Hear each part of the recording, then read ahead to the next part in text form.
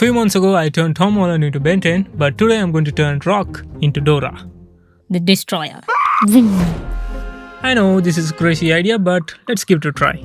So all these started from this random image that I found on Pinterest, and I thought, why not recreate it or upgrade it? I'm the upgrade. So first, let's find the images. First Rock, then Dora's hair. I don't know how I'm going to merge this to this head. Jesus help me. Next, the monkey. What's his name? Dora's monkey name. Boots. So our main images are ready. Now let's start editing.